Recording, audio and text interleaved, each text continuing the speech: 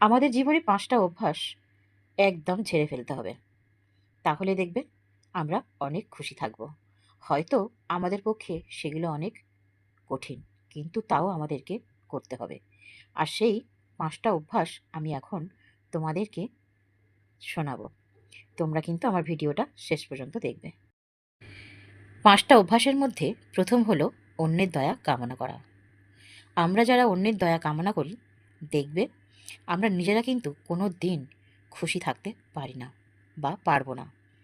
কারণ যারা আমাদেরকে যে কোনোভাবে দয়া করে, তারা কিন্তু তাদের মতো আমাদেরকে পরিচালনা করার চেষ্টা করে। আর সেই জন্য নিজের ইচ্ছা অনিচ্ছা ভুলে কিন্তু আমরা সেই যারা দয়া করে তাদেরই গোলাম হয়ে থাকি। আর তারা চায় আমাদেরকে সেইভাবেই ঘোরাতে। তারা চায় যেভাবে তারা বলছে সেইভাবেই চলতে। তাই নাকি?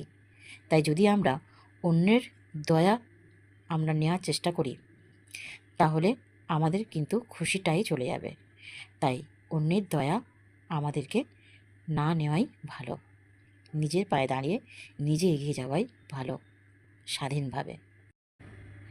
দ্বিতীয় হলো পরিবর্তনকে ভয় পাওয়া। আমরা যাতে আমাদের জীবনের যে কোনো পরিবর্তনকে ভয় না পাই, সাহস করে যেন আমরা সেই পরিবর্তনটাকে মেনে নিতে পারি। কারণ প্রত্যেকটা পরিবর্তন কিন্তু দুঃখ আনে না।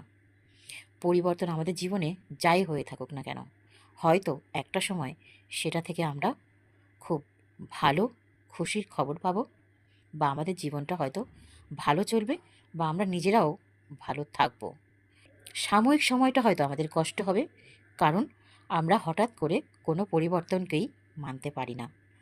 তাই সেই সাময়িক কষ্টটাকে ভুলে সহ্য করে আমরা যদি পরিবর্তনটাকে মেনে নেই, তাহলে হয়তো আমাদের ভবিষ্যৎটা আরও খুব ভালো হবে, এবং আমরা খুব হয়তো খুশিই থাকবো সেই পরিবর্তনের কারণে।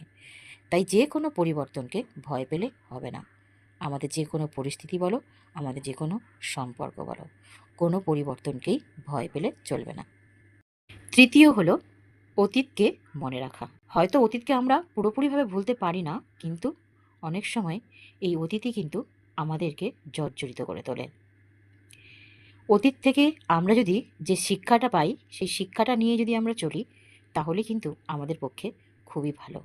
আর যদি আমরা সেই অতীতটাকে পুরো আগলে রেখে বসে থাকি, তাহলে হয়তো আমরা কোনো দিন ভালোভাবে থাকতে পারবো না, বা ঠিকভাবে চলতে পারবো না। চতুর্থ হলো অতিরিক্ত চিন্তা করা।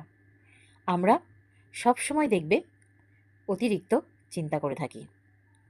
যারা আর কি এই চিন্তা ভাবনাগুলো করে, অনেকে হয়তো করে না, কিন্তু অনেকেই প্রচুর চিন্তা করে।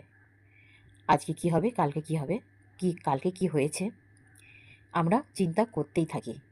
আর এই অতিরিক্ত চিন্তার ফলে আমাদের শরীর কিন্তু অনেক অনেক দুর্বল হয়ে যায়, যার জন্য আমরা নিজেরাই অনেক কাজে বাধাও পাই।